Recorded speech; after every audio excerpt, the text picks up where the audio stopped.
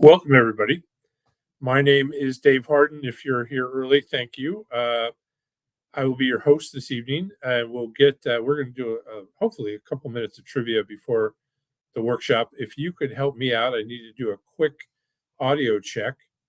So if you can hear me, if you could use the chat function and just say thumbs up. I'm in Pennsylvania tonight. I'd love to hear what state you're in. So just if you could just use the chat function and let me know that you can hear me, that would be much appreciated. And if I can get some feedback here that my voice is carrying pretty well, we'll start a couple of trivia questions right before the top of the hour. Again, my name's Dave Harden. If you've just joined, really appreciate it if you could help me out. We're just doing a quick audio check. I'm going to be your host this evening for the workshop. So just there we go. Tanny Amore, or Tanya, sorry. Thank you, Tanya. That's really appreciated. You can hear me. Thank you for Connie too. Thanks for letting me know where you're at, Tanya. New Jersey, I have been to a lot. There we go. All right, so let's pull up trivia. I'm going to start doing some trivia right now. Bear with me. Here we go. You can participate in this just exactly the same way that you help me out with the audio check. I said it correctly. All right. Well, thanks. I'm assuming the state is what I said correctly. Oh, Tanya, thank you. That sounds great. Let's play. Here's the first question. You just answer with these are all A, B, C, or D, the multiple choice. So just use the chat function and do that too. How is the first three numbers of your Social Security number derived? So everybody has 9 numbers, 3 numbers, 2 numbers, 4 numbers. Those first 3 numbers, where are they come from? Is it the zip code of your birth city? That's A. B, the zip code of the issuing Social Security office. C, random. Or D, the state, they represent the state where you were born. Is it A, B, C, or D? All right.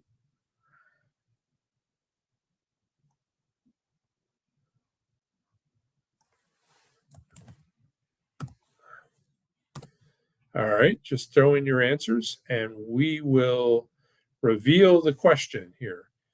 A, B, C, or D. A is the zip code of your birth city. B, the zip code of the issuing Social Security office. C, random, or D, the state you were born. I see some D's and some A's. Interesting. Any others here? Oh, there's a C. All right, let's take a look at the answer. It's B. It comes from the zip code of the issuing Social Security office. So these days, that's the closest one to you. Back when I was young, it's the one that you went to actually get your Social Security number. And that zip code of that office was the first 3 numbers of your, part of it was the first 3 numbers of your Social Security number. Isn't that interesting? All right, next question. Why have more than 40,000 people claimed 078051120 as their Social Security number? Is it A, that number was stolen and sold over 40,000 times? B, the Social Security machine got stuck on that number and it issued it to 40,000 consecutive people? C, it was a copy of a real Social Security card number that was included in a wallet that was sold at Woolworths to thousands of people? A, B, or C? Just throw in your answer. I see a C. Interesting. Another C. All right. All right. Give you a few seconds here. We're going to run out of time for too many more questions. So let's see if we can get this one right. If you've joined us, thanks for being here. We're going to get started again right at the top of the hour. Okay, give you the last 5 seconds. All right, here we go. The answer is C. Sometimes somebody told me a long time ago, when there's multiple choice and you don't know the answer, the most ridiculous one is the one that probably is correct. This is a copy of a Social Security card number that was included in a wallet that was sold at Woolworths to thousands of people. This is a marketing executive that borrowed a Social Security card from his assistant, packed it in, made a copy of it, and sent it to the printer. And the printer didn't change it to 000. He just threw in that number, and that wallet sold to tons and tons of people. This actually happened in the 60s. Isn't that interesting? All right. Well, we are at the top of the hour, so let's pull up our actual workshop here, and we will get started. Is that the correct? There we go. Our tech team is going to fix this. I don't know why we've got this here. Let me pull it up. All right, let me introduce myself. Before I do that, let me take a second and do a quick amount of just housekeeping. I get asked all the time, how long? How long is this going to take? It's going to take about an hour and 20 minutes, give or take. At the end of that, I always do a Q&A, a question and answer period. I'm going to do that this evening as well. You'll get a chance to have your questions answered. And in that process, we will endeavor to do that for as long as you have questions. I will tell you, you can help me out immensely by just using the chat function like I just did, or like we just did when we were doing trivia. If you know a question that you're going to ask at the end, don't wait. Put it in now. Put it in during the workshop. If something in the workshop triggers a question, type in your question in the chat function.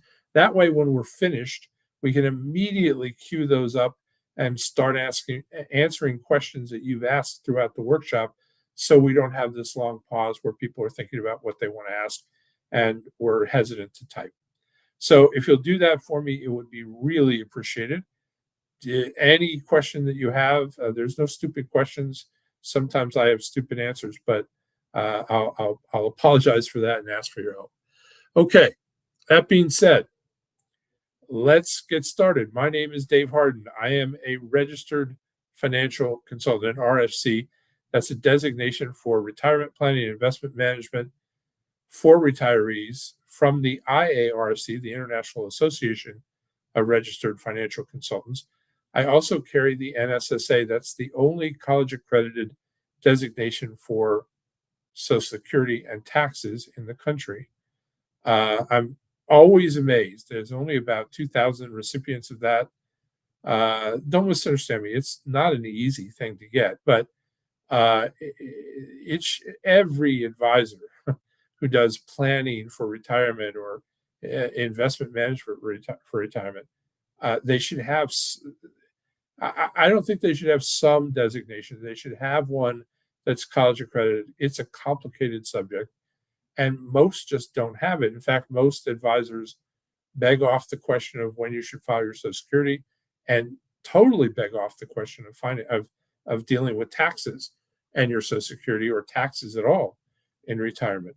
So that's why we carry it. I'm also the author of the workbook. At the end of the evening, you're going to get a chance to get that.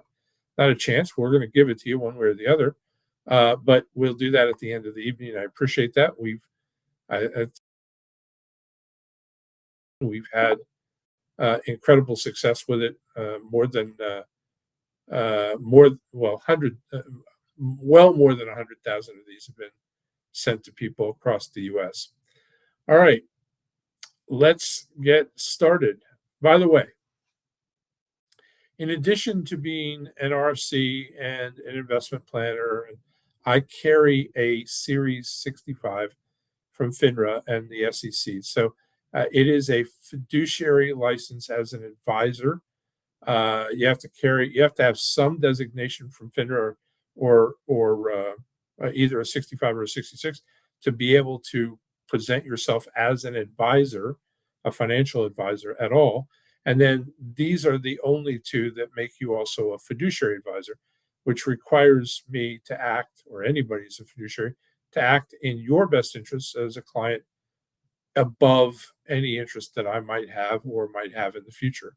So it's important to know that. I also own an RIA, a registered investment advisory firm, City Center Advisors. I own it with my son.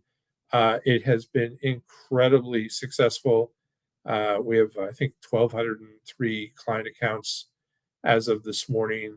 We operate in about 43 different states. We have offices in several states as well.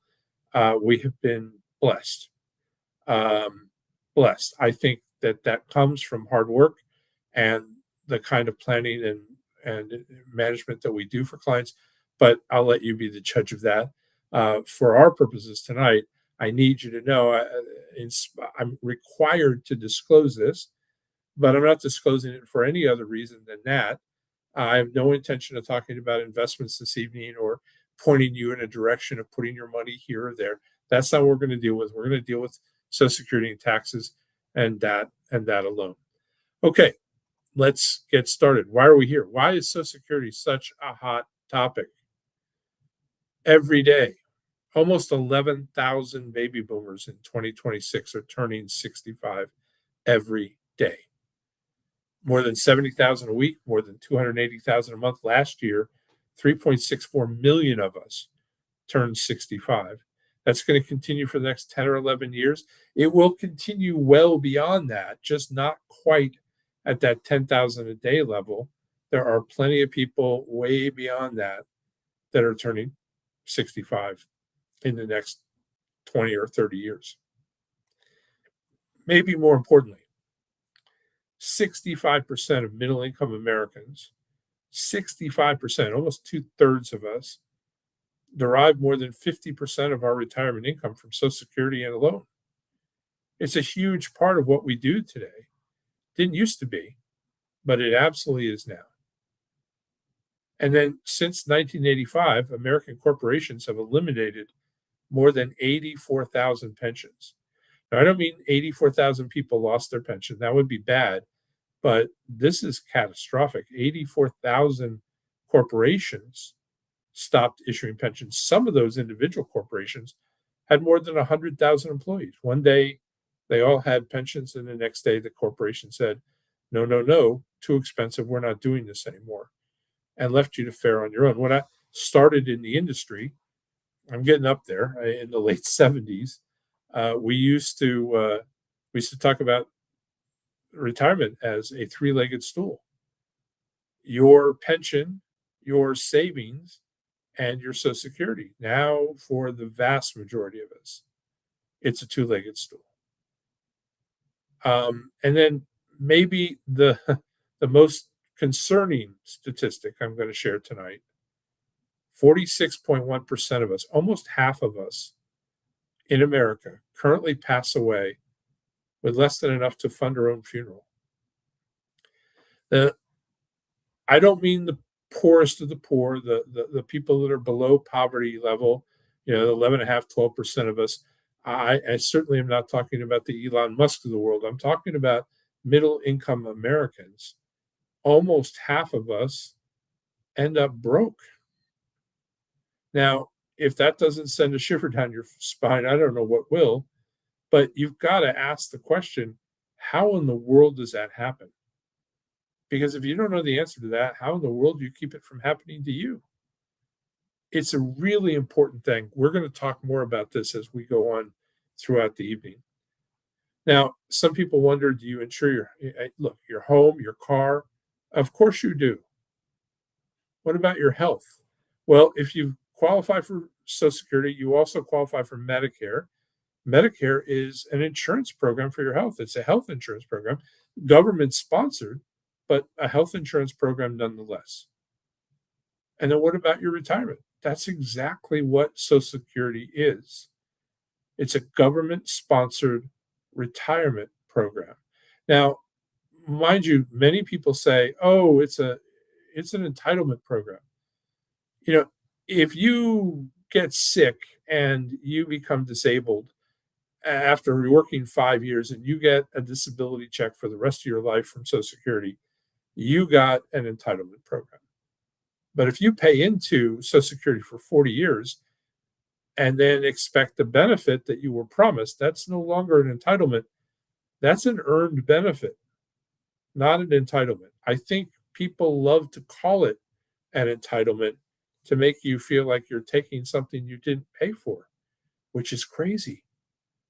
Every one of us paid for this and paid for it dearly. All right. What's the risk? If you're doing planning around Social Security, you got to ask, how long am I going to live? Here's what census data tells us, and I think you might be surprised. If you're a single male today, age 65, you have a 50% chance, a coin flip, that you're living to 85. That probably doesn't surprise anybody. You got a 25% chance you're living to 92.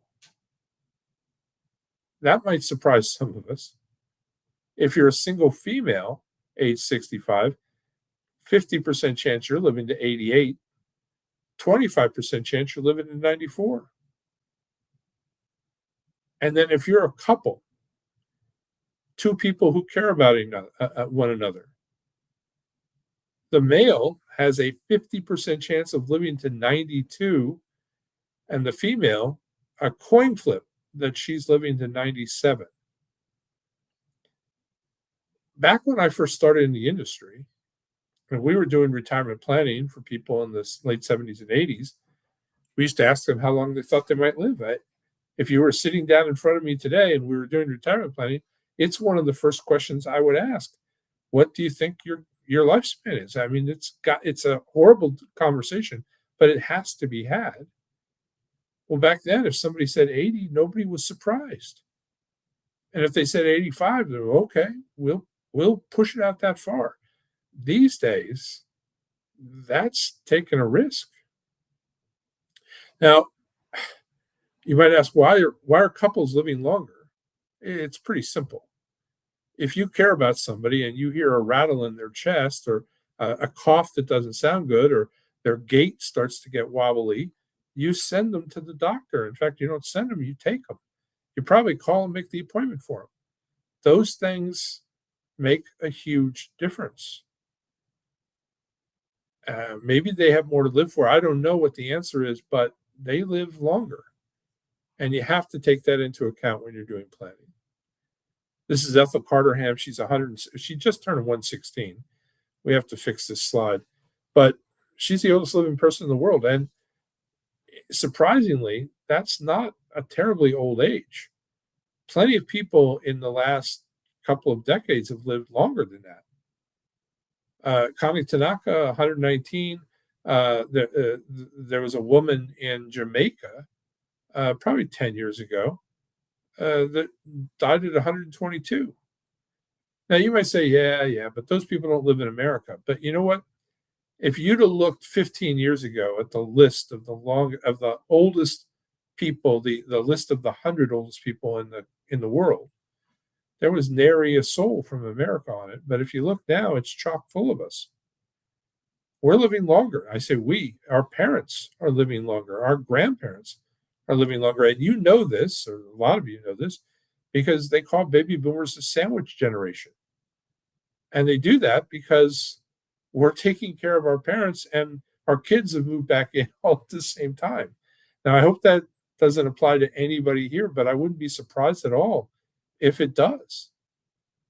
Enough people on here tonight that I almost assure you there are people that fit that category.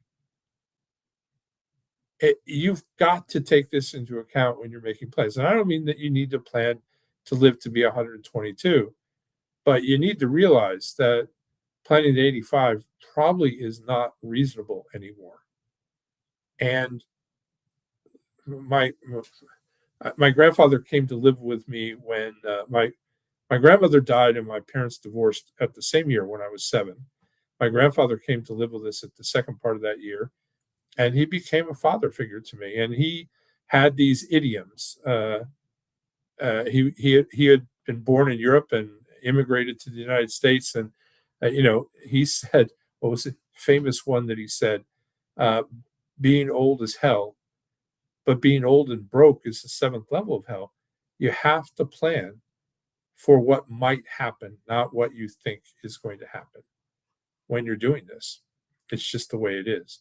All right, here's what we're going to cover this evening: benefit basics, how it works, strategies for married couples, options for divorced individuals, options for widows and widowers. If you're single, rest assured, Social Security was created for you. It's all about you. These are the offshoots. But boy, if you're worried, is there anything specifically for me? See that word taxes? Boy, do you have to worry about taxes. In fact, if you're a couple or divorced, you do too. If you're a widow or widower, you do too. But boy, do you need to worry about taxes. I know everybody thinks that, oh, there's no tax on Social Security anymore. That could not be any more wrong. There is a discount. You get an extra $6,000 if you're single, 12 if you're a married couple, no matter how you're filing. But you got that last year, this year, and next year in 2027, and then it disappears. It no longer goes. More importantly, it doesn't affect your Social Security still being taxed. It's a huge problem. And then coordinating benefits and why that is so critical to your success.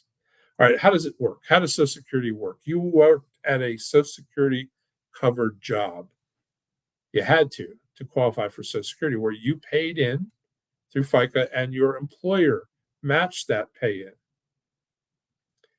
in. They take the highest 35 years of your earned wage income to calculate your Social Security benefit.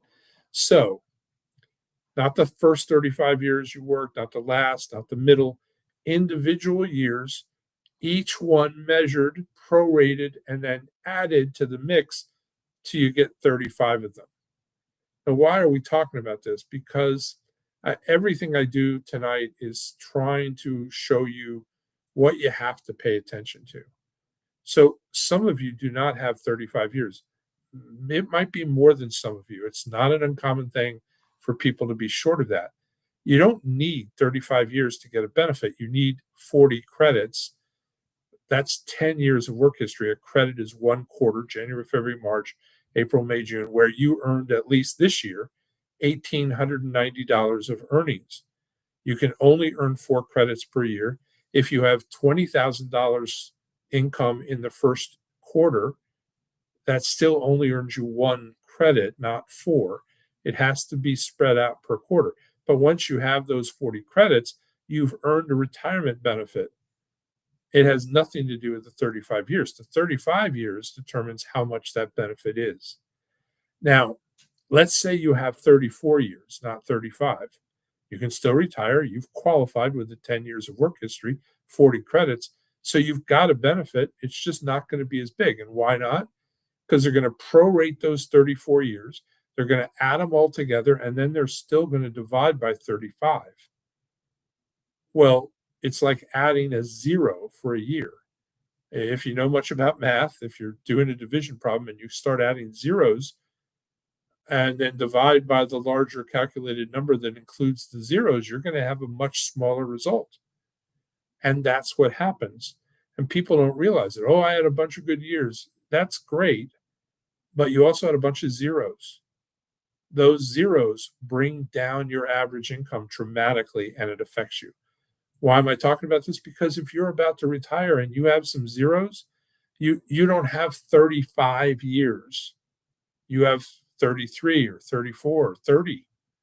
You may really want to consider and look at the difference of what happens if you continue for a year or two. It can make a big difference in the long-term outcome that you're going to get for a whole lot of years after that. It doesn't just affect how much you get the first year. It affects it every year. And in fact, even your cost of living is increased on a smaller basis because it's based on what you're receiving, not what you would have been entitled to if you had the full 35 years. Incredibly important to pay attention to this. Now, you may have had this problem for a different reason. I've had clients, I remember one distinctly that came in, we were doing some planning, and, after you've done this for years and years, you get pretty good at guessing what the benefit is going to be based on somebody's income and their job and job history. And this one came out much smaller than I was expecting. And I talked to the client and I said, "What's going on? This doesn't make sense to me. This benefit is much smaller than I expected it would be." And turns out everything seemed normal. So I pulled the report. We got in and they worked with me and we pulled the actual Social Security report. Turns out there was a 9-year gap with zero, zero, zero, zero, zero.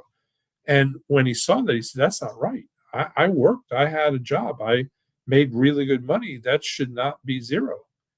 Well, turns out he worked for an individual, not a big corporation. And every year he paid his taxes. Every year he filed his taxes. Every year he paid into the FICO system, and his employer collected that, but never forwarded it to the government. Now, we pulled that. We figured it out by we pulled his tax returns. And we used the 4506T. You can download that directly from not Social Security, but the federal government from the IRS, irs.gov/forms 4506 And that's a request for my own tax transcript for a given year. Well, when it comes back, it shows, yeah, he filed his taxes, he paid his taxes, they just never received it.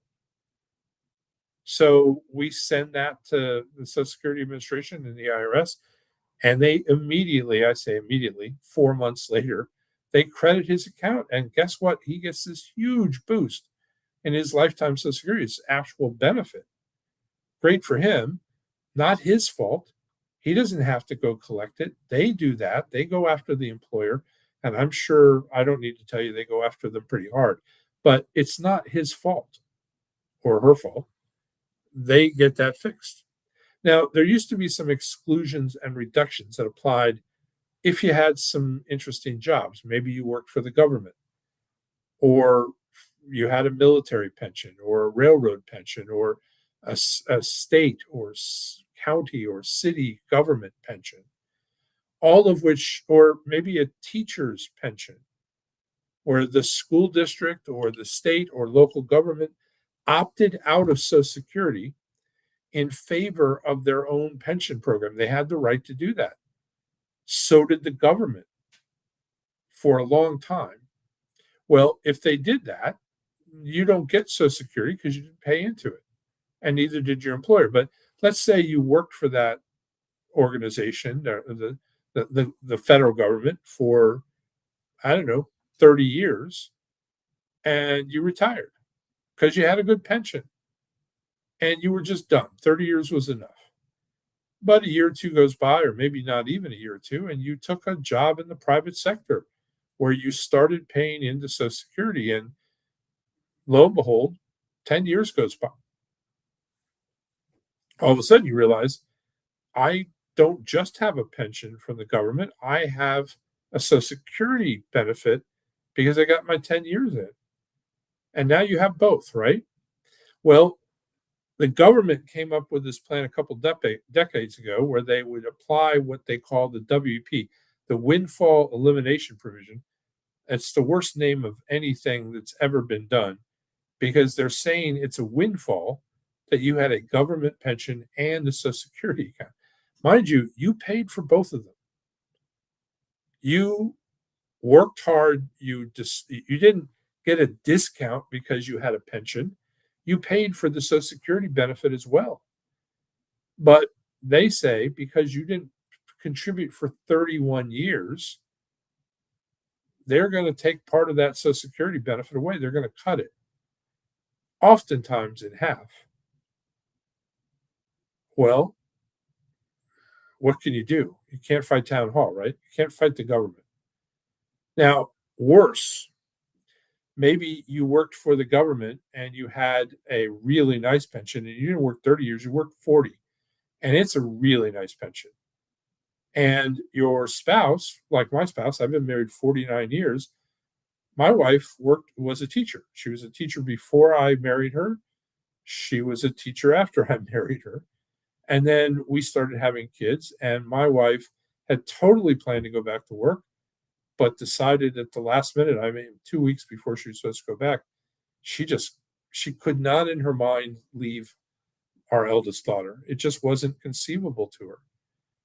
And mind you, financially, I'm not sure I was ready for that, but we honored that, and she stayed home. And it wasn't until the kids were grown some that she went back.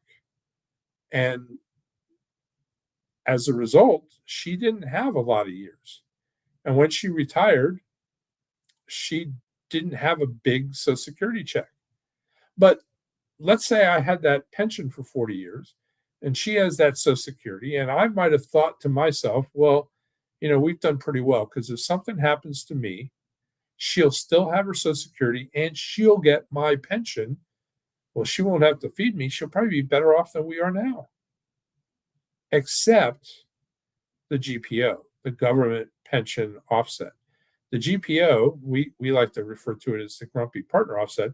The grumpy partner offset would have said to that widow, hey, you didn't have 31 years of putting into the system and paying into Social Security, and so we're going to absolutely cut your Social Security, or a lot of times, maybe 40% of the time, we're just going to say you don't get it at all. Period. Mind you, you paid for it, but we're going to take it away from you. And these people didn't have recourse. So the government last year, in the Social Security Fairness Act of 2025, in January of last year, signed into law a revocation of the GPO and the WP. It no longer applies. In fact, they didn't just stop it going forward. They paid back people up until, don't get too excited, to December of 2023. Now, if this applied to you and you haven't gotten that reimbursement and you aren't getting your full benefit now, you need to have a conversation with Social Security immediately because you're entitled. But this is undoing something that was really, really wrong. And it was there trying to save money for Social Security. And I get that. But stealing is not a great way to do that. All right. How does Social Security work? You put in 6.2% of your paycheck up to an income this year of 184,500. Now, once that 184,500 is hit, you don't pay into it anymore. You get a 6.2% bump in your paycheck the very next check. Your employer matches that 6.2 for a total of 12.4. Now, that's almost an eighth. 12.5 is an eighth of your income.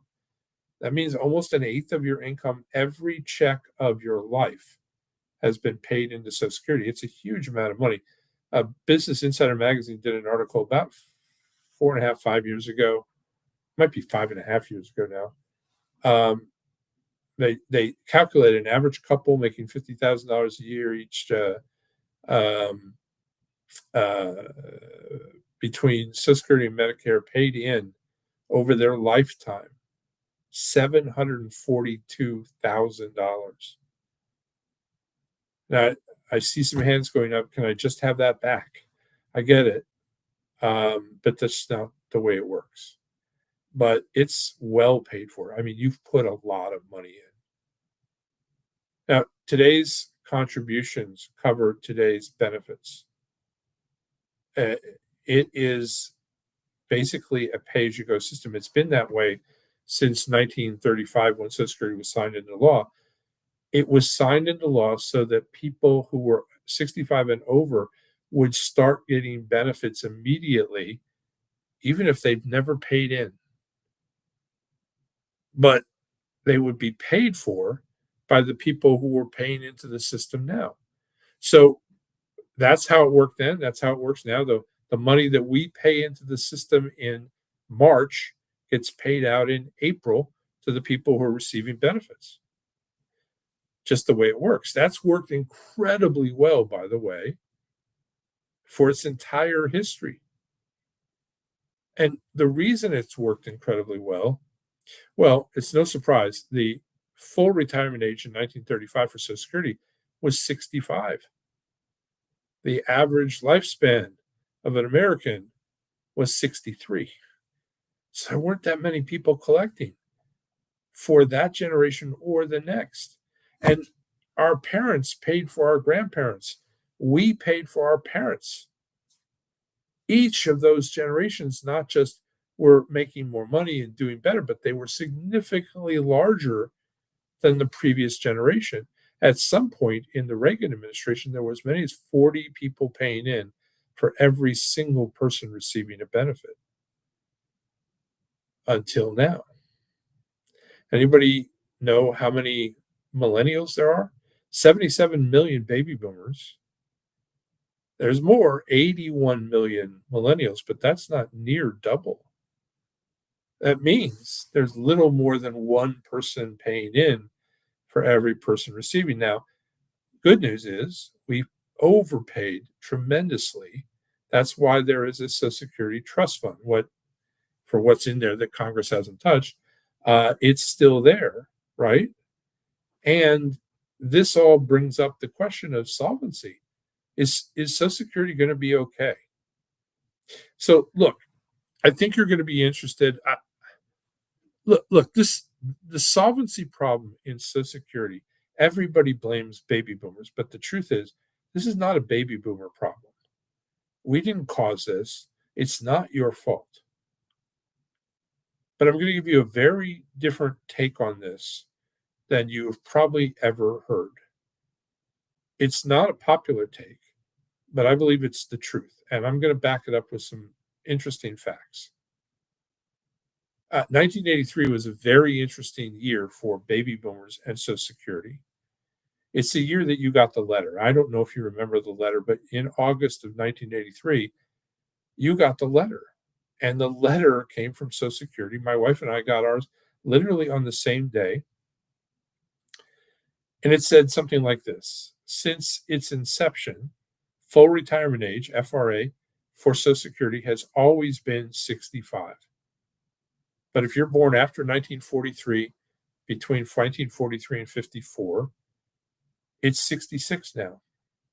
And if you're born after 1954, for every year after, add 2 months. So 55 would be 66 in 2 months, 56, 66 in 4 months, and so on until you reach birth year 1960, where it caps out at 66 plus 12 months, or 67. And then whether you're born in 1960 or 1970 or 1980, it's still 67. Now, I was a little flummoxed at that. I had a big concern about that letter, but it wasn't about them running out of money. But that's why they did this, to try and save some money. They saw baby boomers as a huge threat to Social Security. Mind you, there were easy ways to fix the problem permanently, but they didn't do those. They did this. So, and that's not your fault. And it hasn't been our fault. But I remember being at the water cooler the next day, and I was a little upset about the letter. And I'm having a conversation with somebody about it, and they got it too, and we're having that conversation. And I heard for the very first time somebody say something that I've heard, I can't even tell you how many times since then, a ton. I can see the guy who was standing a few 10 feet from us, and he looked at us, and in a loud voice, he said, "What do you even care? Why are you even talking about Social Security? It's not going to be there when you retire." I had never heard that before. I've heard it tons of times since. But he was dead wrong. He wasn't a little wrong. He was all the way wrong. Now, interestingly, that wasn't the reason I was upset and concerned. My concern wasn't, are they going to run out of money and not pay me? My concern was, how many more letters am I going to get? Am I going to get another letter in a year or two that says not 66, but 67 or 68? And another letter after that that says not 68, but 70. And maybe another letter after that that says not 70, but 73. I didn't know. I thought that was what would happen. It's never happened. But I'm not saying that it shouldn't have happened. I'm saying it's never happened. Here's the thing. Social Security is fully funded for the next 9.5 years, 2035. It's not out of money in 2035. And that's what everybody is trying to scare you about. It's not out of money. It doesn't have enough to pay the full benefit. Instead of 100% on the dollar, it has enough to pay 83 cents. So the problem with fixing Social Security is a 17 cents on the dollar problem. It's not a huge problem. It is a problem. And don't misunderstand me, it's a lot of money, but it is fixable. Here are four quick ways I'm going to go through that that part of it can get fixed.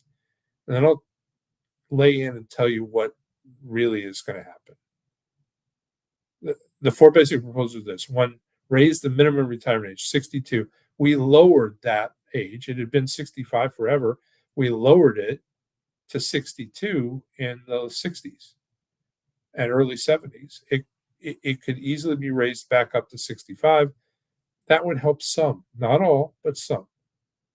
We can increase the full retirement age, not from 66 or 67. We go all the way to 70 or 72. That would help some.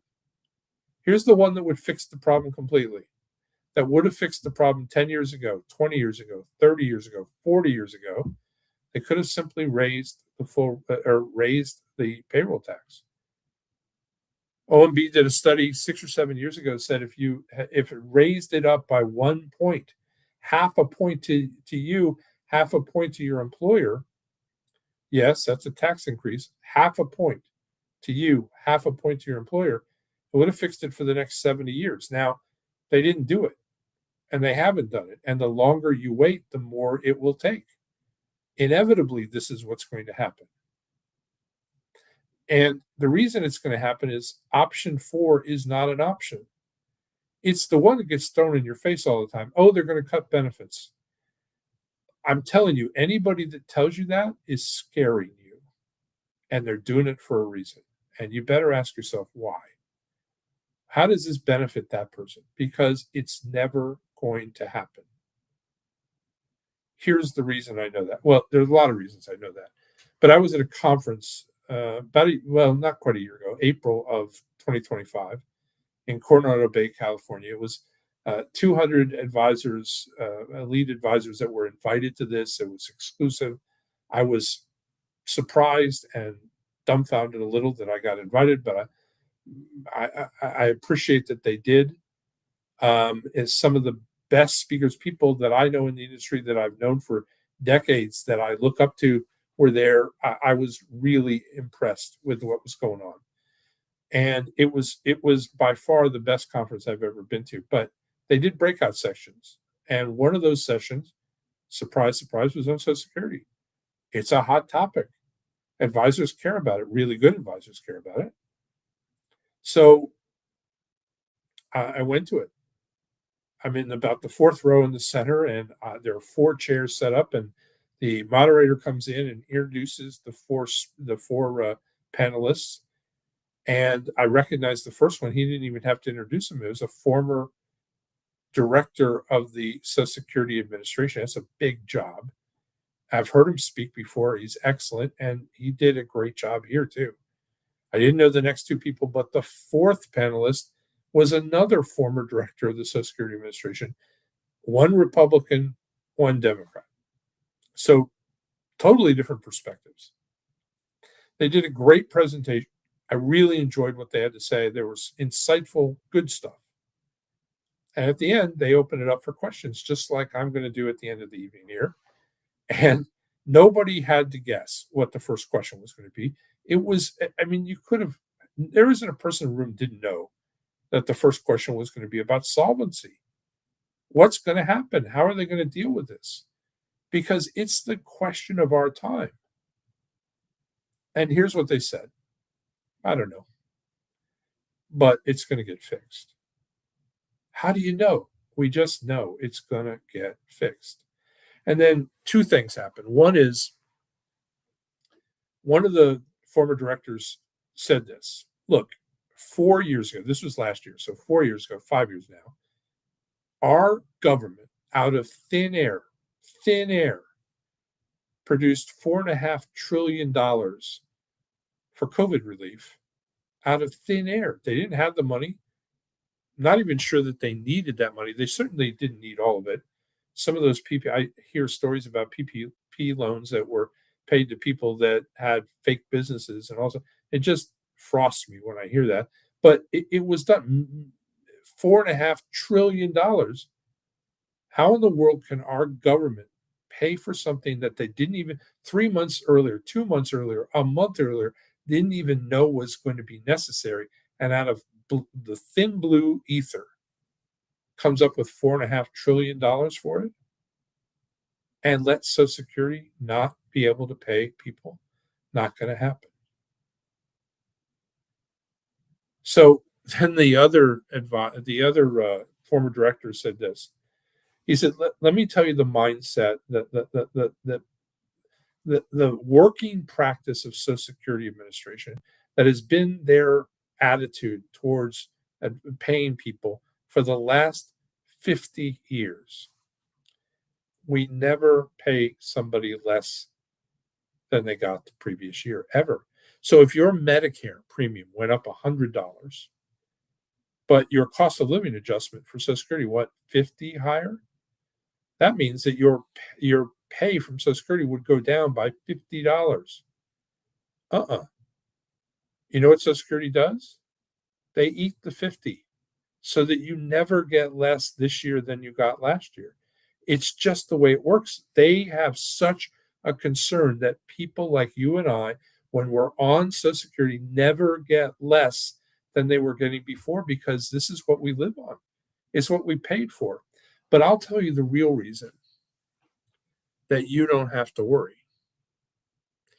If Social Security no longer paid 100% of its benefits, it would be the same as if our country defaulted on treasury bills, on bonds. In fact, much of what's in Social Security Trust Fund is in treasury bills.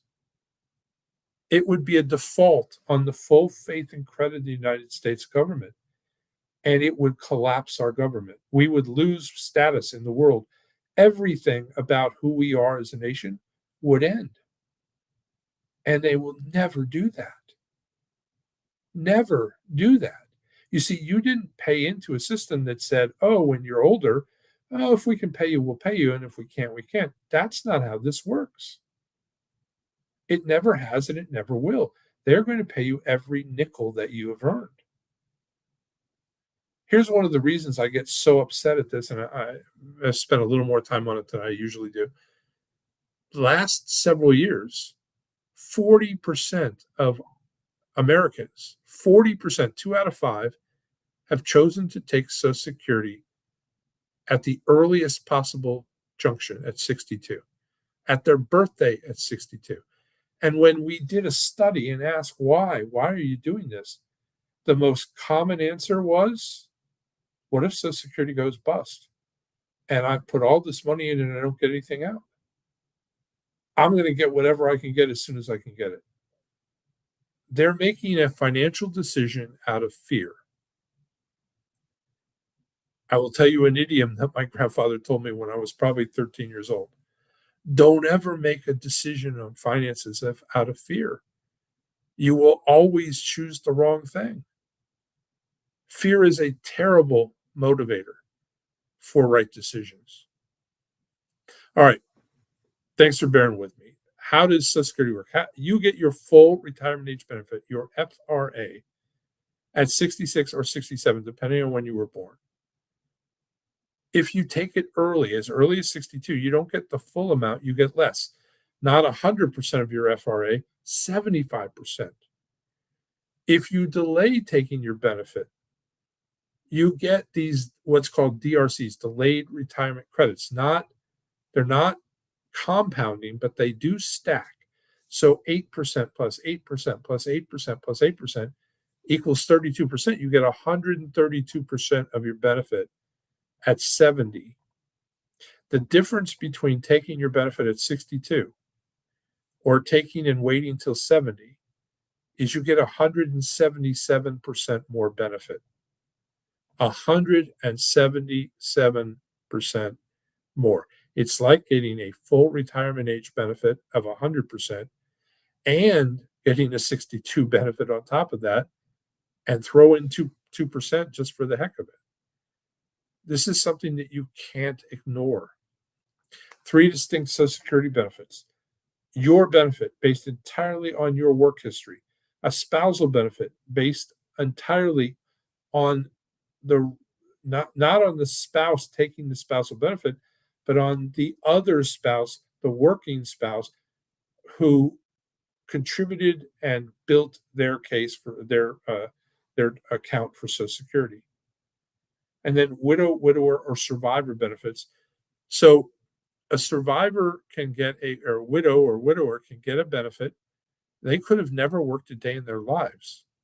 It's entirely based on the deceased worker's contributions and the formation of their benefit, not the other way around. If you had come to me in 2014 or 15 and said, hey, what do I do? When should I file?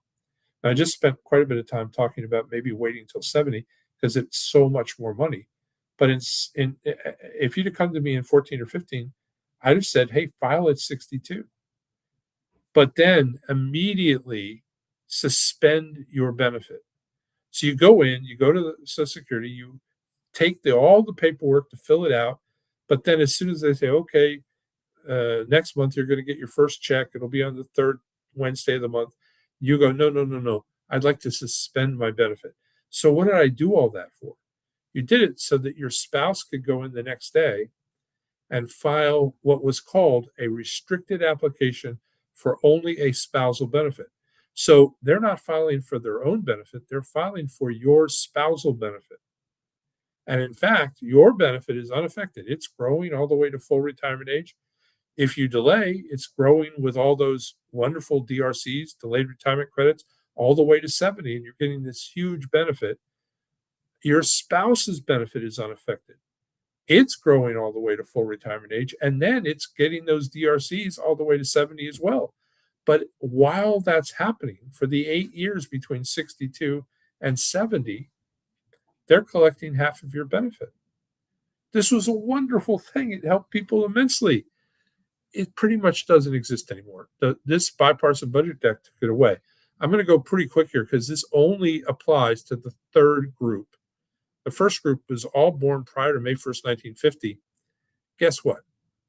You were 65 in 2015. You don't, nothing here matters. You should have filed already. You're 76 years old. If you're born after May 1st, 1950, before January 2nd, 54, you just turned 72. You should have filed as well. But for the people like me who were born after January 2nd, 1954, this is no longer available to you. So why am I even talking about it, Dave? Here's the reason. In addition to this rule for the bipartisan budget act, when they did it for this group born after January 2nd, 54, they added a thing called deemed filing. And deemed filing is the law of the land today. Deemed filing is a trigger benefit. It means when you go into Social Security now and you pick a benefit that you want, they are going to fill out the paperwork, ignore you, go to the computer and tell you what you're going to get based on the day that you're filing the largest available benefit to you that day. Well, they're giving me the largest one. Isn't that good? Well, if you need to take your benefit that day, it's good. But you may want to look at what the options are if you wait, because it could make a huge difference long term in how much you take home. But most of us walk into Social Security and just say, hey, what can I get? And deemed filing is going to determine how much you get. Here's the problem with deemed filing, the real problem. Once you take it, you're done. You've spent every opportunity to get a benefit that you can. You're stuck with that for the rest of your life. Don't misunderstand me. In some cases, it makes sense. But if If you are born after January 2nd, 54, you must be aware timing strategies matter to you. Having a plan, because once you do it, you're done. You don't get to go back and correct the mistake. You don't go, oh, if I had done this, it would have been that much more. Sorry. You got to have that plan before you file now. All right, married couples. To qualify for spousal benefits, you must have been married for at least 1 year. Primary worker must have filed. So if my wife of 49 years wants to go get a spousal benefit, and trust me, she does, because it would be much more than her own benefit, she can't. And the reason she can't is I haven't filed. She can't take a benefit on me unless I'm receiving a benefit. That's just the way it works now. Didn't used to, but now it does. Generally, you must not qualify for a benefit on your own that is equal to or greater than one half of your spouse's PIA. PIA stands for primary insurance amount. I'm going to make this simple. The book will explain it to you, but it's just the calculation that gets us to your FRA benefit, your full retirement age benefit. They're not exactly the same. They're pennies, small dollars apart, but for our purposes, it's the same benefit. Now, what am I saying here? If your benefit is $1 more than one half of your spouse's, you get yours. You don't get theirs. You have no choice. Now, here's an example. John's primary insurance amount at full retirement age would have been $2,000. Jane's benefit at her full retirement age would have been one half. She wouldn't get the 2,000, she'd get 1,000. Pretty simple, right? Now, it's a little more complicated. If you file at 66 or 67, depending on what your FRA is, you get 100% of your benefit. But if you file early, you get less. At 62, you don't get 100%, you get 75%. But if you file the spousal benefit early, say at 62, you don't get 75%, you get 70%. It cuts it even more. So in Jane's case, John's benefit is 2,000. Jane's has half of that at her full retirement age. She'd get 1,000, but if she files at 62, she gets 70% of that 1,000. She gets $700. If you delay, you get these wonderful DRCs, 8% plus 8% plus 8% plus 8%, up to 132% at age 70. If you delay taking a spousal benefit, let me repeat that. If you delay a spousal benefit, you get nothing, nada, zilch. There is no increase in a spousal benefit for delay. There are no delayed retirement credits. You get the same benefit. If you wait a year, you get the same benefit that you would have gotten the year before. Plus, you would get your cost of living increase, but that's it. You would have gotten that cost of living increase on a higher amount if you'd have taken it. This is a huge problem. So many people delay this thinking, oh, I'm getting those delayed credits. And then they find out, no, they're not. Worse, if I make a mistake on my own benefit, I can always file back 6 months. Sometimes I can file back a year and they'll reimburse me for that year. They'll just give me a lump sum and then start my benefit. If I file a spousal benefit late, I can only file that going forward, never backwards. So I can never get compensated for what I lost. If you make this mistake, you definitely are going to lose money. No way to fix the problem. All right, survivor benefits. At the death of the first spouse, the surviving spouse can receive a maximum of either his or her own benefit, right? Or the benefit of the deceased. So either or, they can take either one, or 82.5% of the PIA of the deceased if the deceased filed early. So many people, I told you, 40% of Americans in the last 2 years are filing at at 62. So what happens? Well, it doesn't just affect them. If something happens to them, it affects their spouse for the rest of their lives. They are going to inherit their benefit. So the government has come in unexpectedly. So many people are filing at 62 that we are seeing that the government is seeing that they've actually compensated or now paying 82.5% of that benefit instead of the 75%, just to try and help out widows and widowers. All right, most common mistakes: higher wage earner files early, short changes survivor benefits. This happens all the time. And then both delay past full retirement age. Nobody claims a spousal benefit, literally just throwing money back into the coffers of Social Security. Okay, divorced individuals. To claim a divorced spouse benefit, you must have been married for 10 years in a row to the same person. So no stopsies and starties, no 5 years married, 2 years divorced, 5 years married. That's not a 10-year marriage, it's a 5-year marriage. And no switching partners. A 5-year marriage to one person and a 5-year marriage to another person is just two 5-year marriages. Neither of them qualify for this. 10 years to the same person in a row. You can't currently be married. If you remarry, if your spouse passes away when you're 40 and you remarry, you wind up in Vegas for a crazy weekend and you marry for a day, you no longer have these benefits. They've disappeared. And there's nothing you can change about that. You're well, that's not quite true. Let me rephrase that. If you remarry for a day, you do have these benefits because if you divorce again or your spouse passes away, the new spouse, you divorce or you pass away, the old benefits do reappear.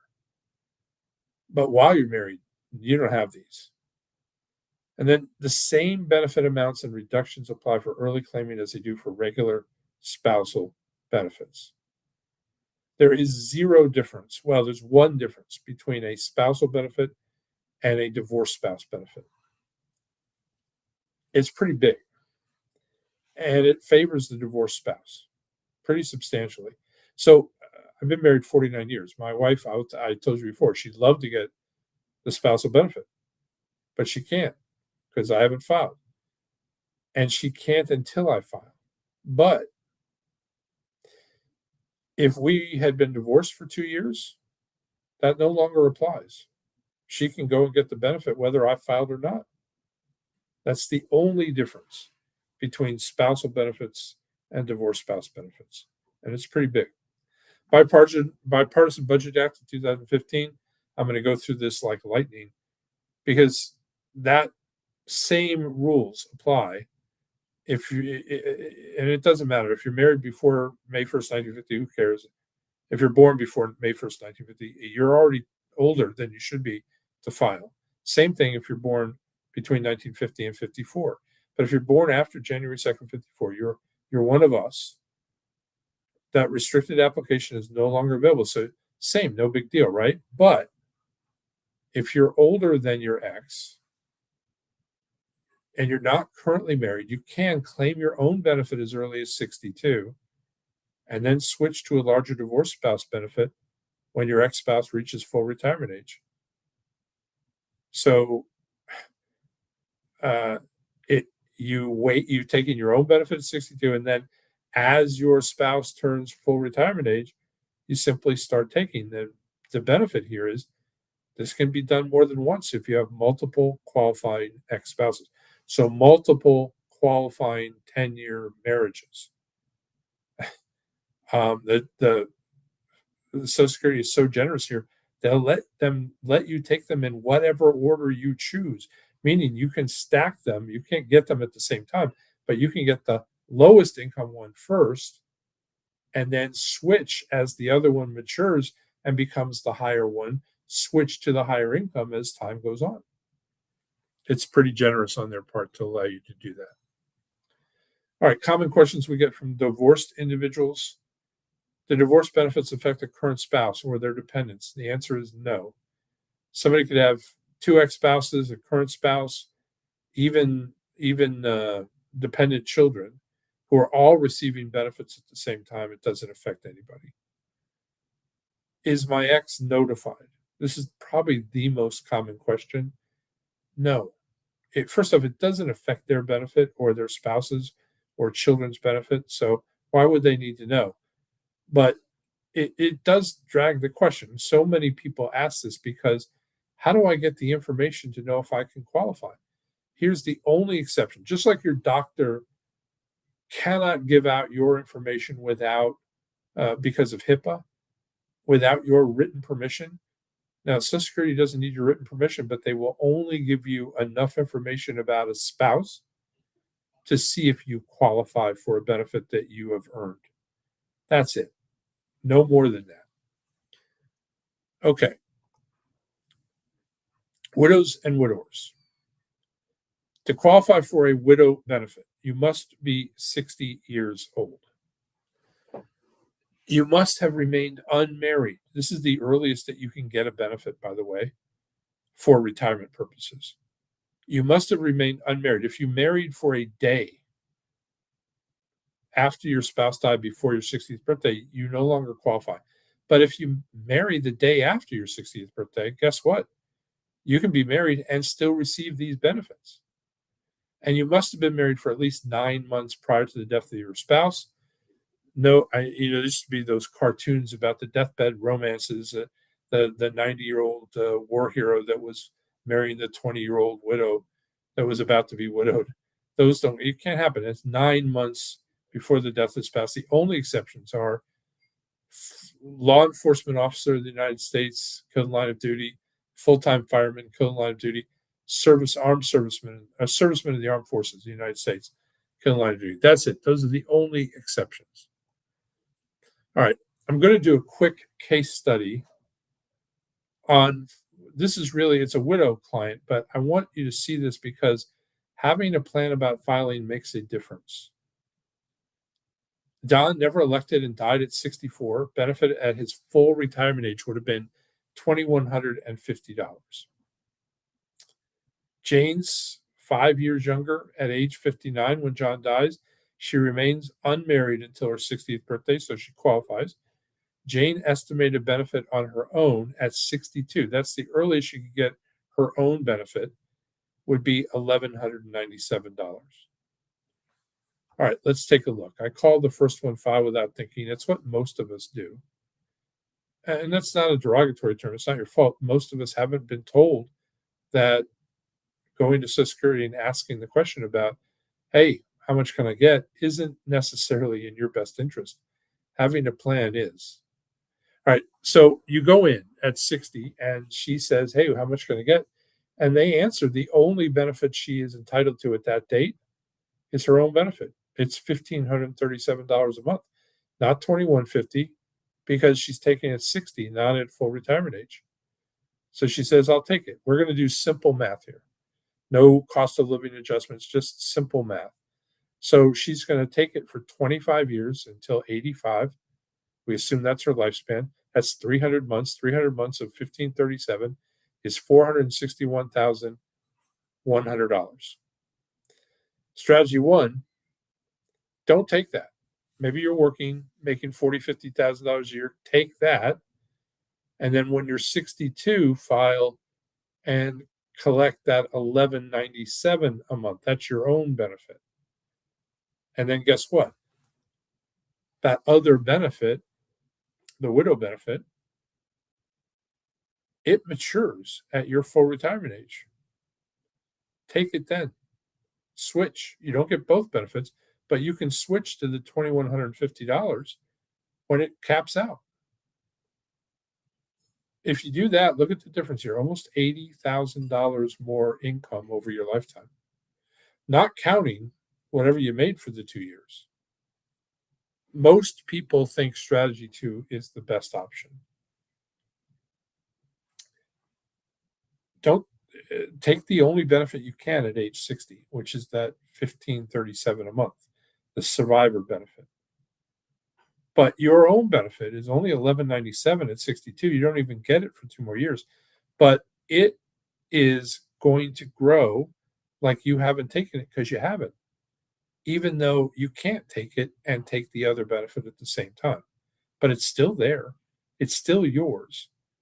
And if it gets to a point where it's more than what you're taking, you can switch. And so you do this. You take that widow benefit until you're 70, and then at 70, when your own benefit has maxed out, it's now $2,108. That's more than 1,537. Take that. Look at the difference here. More than 100, almost $103,000 difference. Now, I don't know if you have $100,000 or you have $1 million or 5 million or more. I mean, we have clients with more than that, so it's very possible. But I don't know any of them. I don't care how much they have; they can afford to walk away from $100,000 in retirement. It's just these are mistakes you cannot make and survive. You just don't want to. All right. If you decide to take your Social Security at age 62, 63, 64, 65, for some of you at 66, but you continue to work, this happens all the time. People say, I'm getting a lot of those people that took their benefit, 40% of Americans in the last few years that took their benefit at age 62, they're still working. And then they find out some really bad news. If you make more than $24,480 and you've taken your Social Security at 62, 63, 64, 65, for some of you at 66, then you're going to have to deal with what's called the earnings test. The earnings test says for every dollar more than 24,480, for every $2 more, you're going to owe $1 of your Social Security back. I'll put this in broader terms. If you have $2,000 a month Social Security, 24,000 in Social Security income for a year, but you made $58,000 last year. When you file your taxes in April, or maybe you're an early bird and you did it in March or February, congratulations if you are. I can never seem to get it done more than 2 weeks beforehand. But if you did, sometime in July, you're going to get a letter from Social Security that says, hey, 100% of that $24,000 you owe back with interest. And they have a mean collection department. It's so easy for them because their collection department says, hey, look, we'll just stop paying your benefit until it's paid off. By the way, paid off with interest. Now, if you're really lucky, 60 Minutes did a show on this about 6 months ago. It's people get, I mean, if you've retired at that point, and you're not working anymore, this could destroy your life.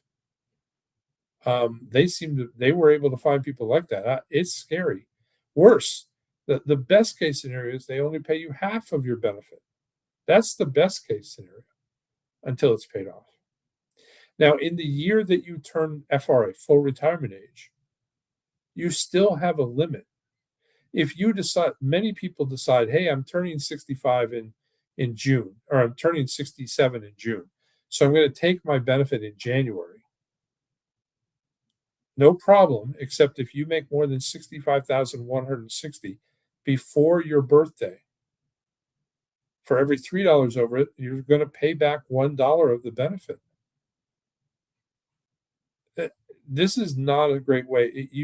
Look, you can earn as much as you want the day after your birthday, your FRA birthday, as much as you want, or you can wait till January 1st of the year after, and there's no reduction in your benefit at all. You can earn $1 billion, but if you do, by the way, you're going to have some problems with taxes, and you don't have to get to $1 billion before you're going to have some tax issues. Now, I wish you could raise your hand so I know when we've done surveys before, a little less than half of people realized Social Security was taxable. It is. Here's the problem. I don't know if you knew it was taxable or not. I hope you're prepared for this. I will tell you, the people I meet with mostly are not. Here's the thing. It sort of stinks because you've already paid tax. you have already paid tax on Social Security. In fact, the Social Security law was written in 1935 as an after tax benefit. You were never supposed to pay tax on it. In fact, you pay tax on the contributions to Social Security so that you don't pay tax on the benefits. Just like a Roth, you pay tax up front, but you don't, but it grows tax deferred. And when you take it out, no taxes. That's how Social Security was created. But remember, I told you baby boomers were a target for Social Security Administration, for Congress, with the problem with it in 1983 when they changed the law and they raised your retirement age. It's also the year that they chose to target baby boomers and tax your benefit. Now they hit it really well because it's been taxable since 1983. It's just they made it out so it wouldn't tax anybody until the last few years. Here's the problem. It's bad. It really is making a huge problem for people. If you know somebody in their 70s that's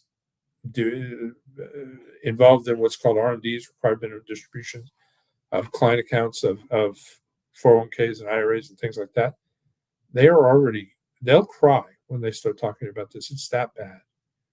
It is having a huge effect, and it is ruining people's retirement who did not and were not aware of it. Now,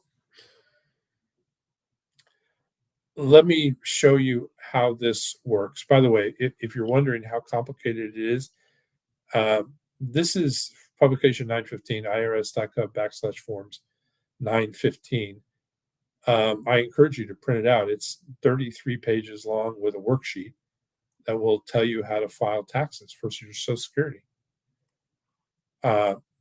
If you look at Schedule A is about the same length, or not Schedule A, 1040 is about the same length in terms of the instructions.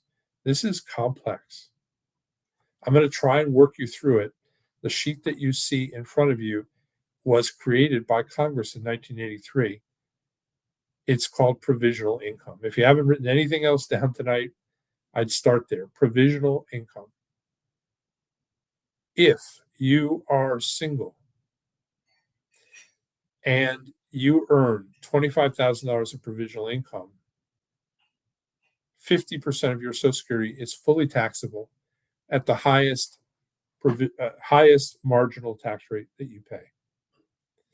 If you earn $34,000, just $9,000 more, 85% of your Social Security fully taxable at the highest marginal tax rate you pay. If you're a married couple, doesn't matter how you file, joint, together, separate, doesn't matter. Head of household, doesn't matter. If your joint provisional income is $32,000, by the way, that's just $7,000 extra for the second person. 50% of your Social Security fully taxable at the highest marginal tax rate you pay. $44,000 of provisional income means 85% of your Social Security is fully taxable at the highest marginal tax rate you pay.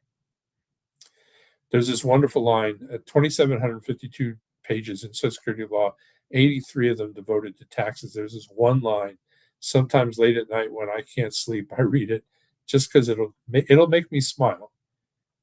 Congress wrote in there, we never tax 15% of your Social Security. Isn't that generous? Here's the thing. This was never supposed to be taxed at all. And this tax is crippling people. It's changing everything. I'm going to explain what provisional income is, what's included, so that you know.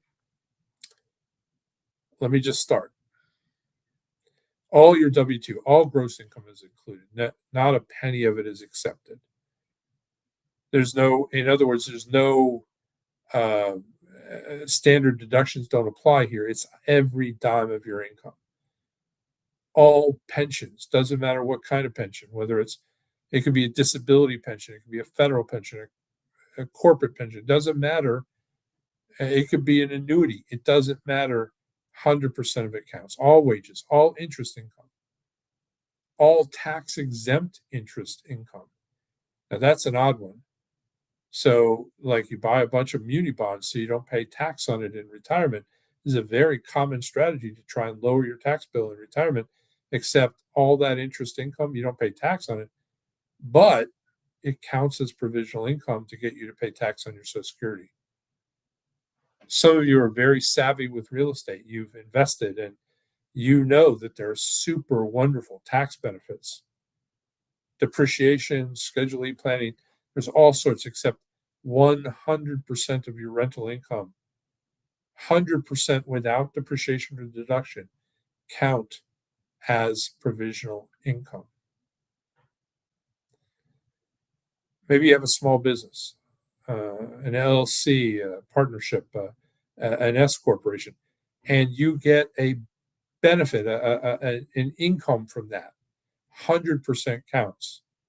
Maybe you have a business that you have a partnership in an S corp or something, and at the end of the year, your company makes money, but they distribute that money, or they distribute the tax benefits to you in the form of a K1. The K1 says, here's your participation in the profits. The company made 50,000, you own half, you have a $25,000 K1. Now here's the rub.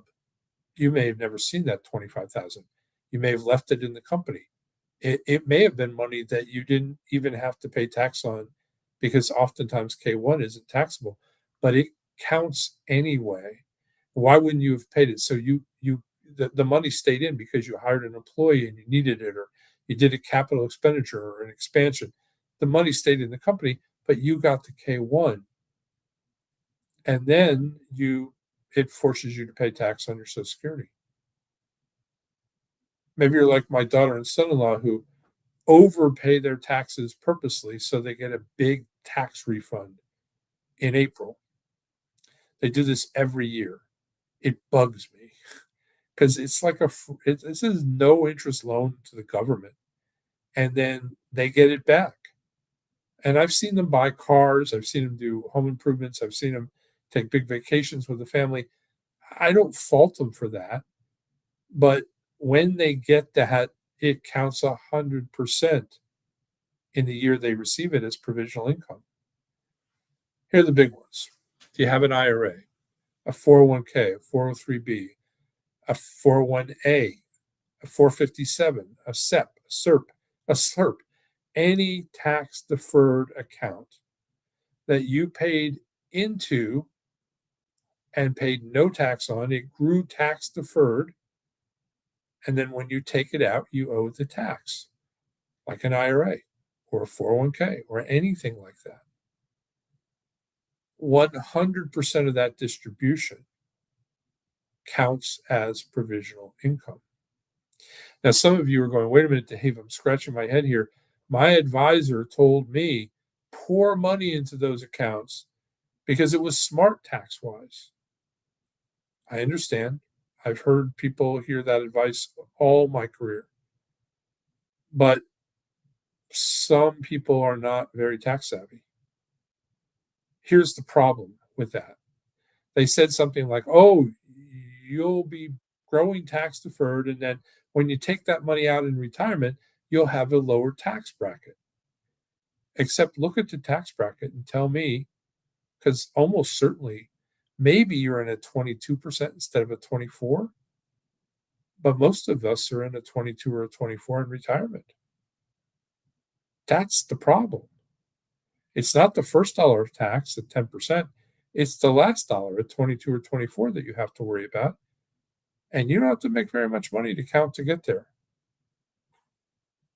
So why did I put all that money in there? I don't know. I wish you had put it in a Roth account, because that's the only thing I can tell you that does not count as provisional income. Here's the thing. What they also didn't tell you is you put that in your account, you take it out, and when you take it out, it doesn't just make you pay tax on it. It also may make you pay tax on something that you were never supposed to pay tax on, that you've already paid tax on. your Social Security. Most of us, our tax bill in retirement is going to be much worse than we realize. And we haven't accounted for that. Oh, let me add the last one that should make you excited. I hope you're sitting down. 50% of your Social Security income, single or combined, counts as provisional income. 50% of the amount of money that they're trying to see if you make too little that we shouldn't tax you, they're adding that on for good measure to get you to pay tax on Social Security. 50% of your Social Security counts as provisional income. By the way, I would not be hyping on this. If this chart that was created in 1983 by Congress, I've said a couple times that it was aimed at baby boomers. It absolutely was. Here's how I know that. If your grandparents had $44,000 of provisional income in 1983, they were amongst the 2% highest income earners in retirement in our country. Not the middle, the bottom, or the bottom, but the absolute top 2%. Well, how many times has it been prorated, Dave? Never. In fact, if this had been prorated over the years at the same rate that Social Security has been prorated, I wouldn't be talking about it, because that 44,000 would be over $142,000 today. It's a huge difference. See, they aimed it at us, and then they let inflation take over. And in the last 5 years, inflation has done its job in serious, serious ways. All right. I'm going to do a last case study here because I've run a little over. I think this is probably super important. I want you to see it. So this is a tax profile. This is a very typical couple, 64 and 62. Just over 34,000 in combined annual Social Security income if they both file at age 62. They want to retire early. Why?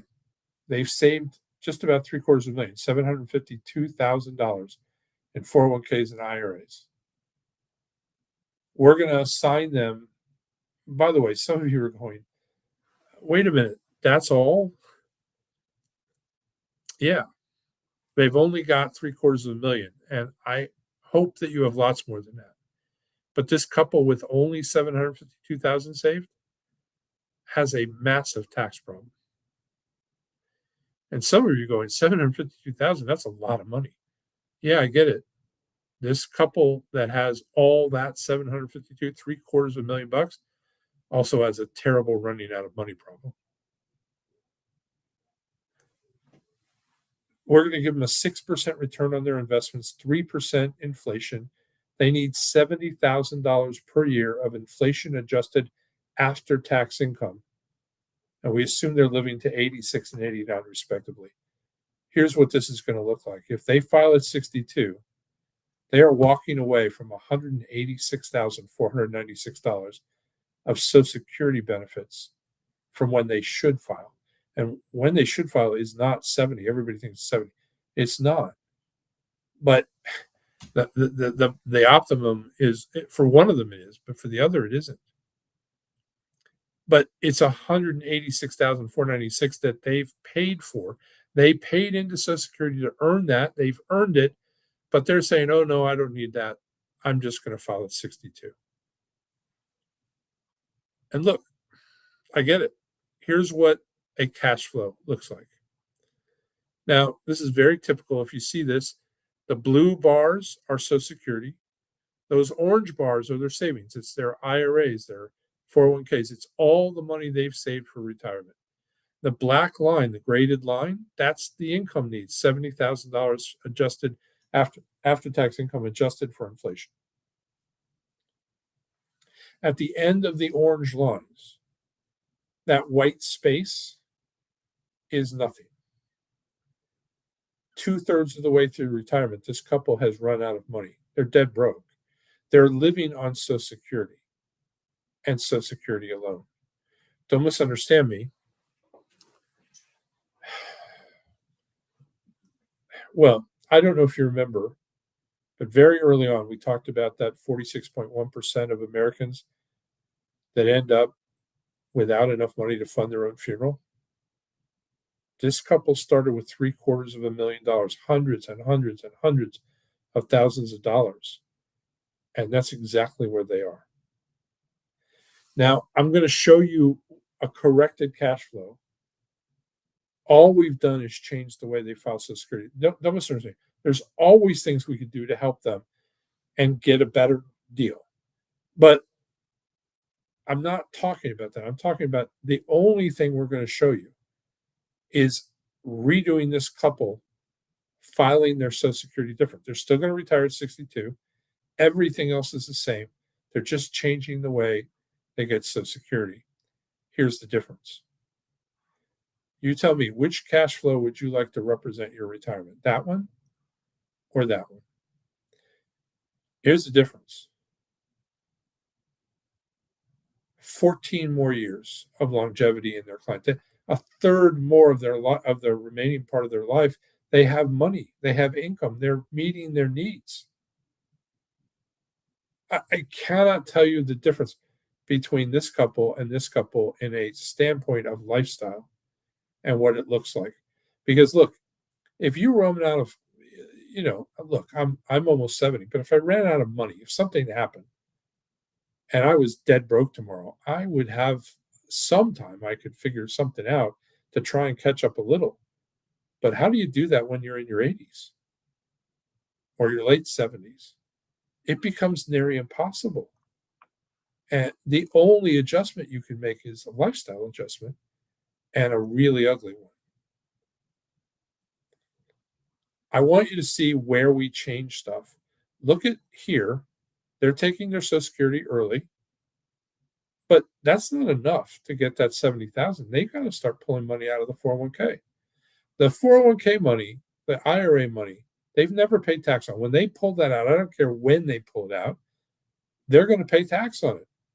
But the Social Security money, they've already paid tax once. If they pull it out this way, they're going to pay tax twice. Look at the difference. If you pull it out here, you're paying money, you're paying tax on stuff that you absolutely needed, that you have to pay tax on, but the blue money doesn't get taxed the same way. It's a huge, huge, remarkable difference. This changes financial lives, but it has to be done before. I mean, you can't do this 10 years into retirement. You can't do it after you've selected Social Security. I mean, you can still do some stuff.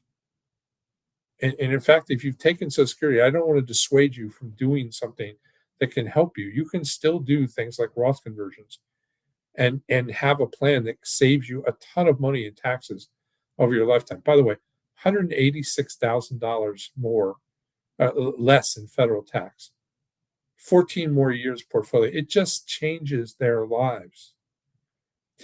If you look at your statement from Social Security, it never includes a cost of living adjustment. You're left on your own to figure that out. It assumes you work to one of three static ages, 62, 70, or whatever your full retirement age is. And then maybe the most interesting to me, the one that I'm concerned about the most, is it only looks at you. My wife and I have been married 49 years. All of our investments, at least all the ones I know about, she hasn't told me about any that I don't know about, I don't think. But everything's together. Right? We have joint accounts. We have a house together. We have investment accounts together. We have savings accounts, checking accounts, cars. Everything's in both our names. We have a trust that's our joint family trust.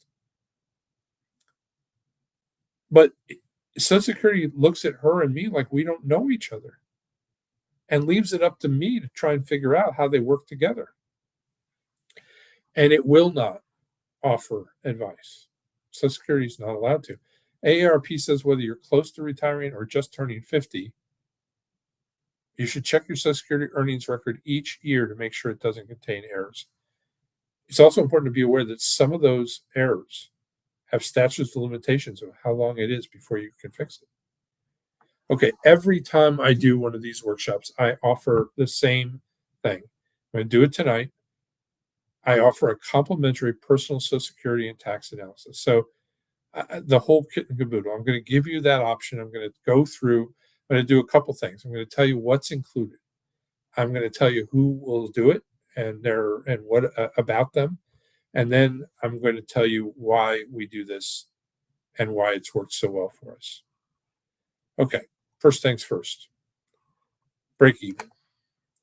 So look, this is a comprehensive way to understand what when is the trigger point? What's the point that it makes no sense to wait? What's the point that you have options?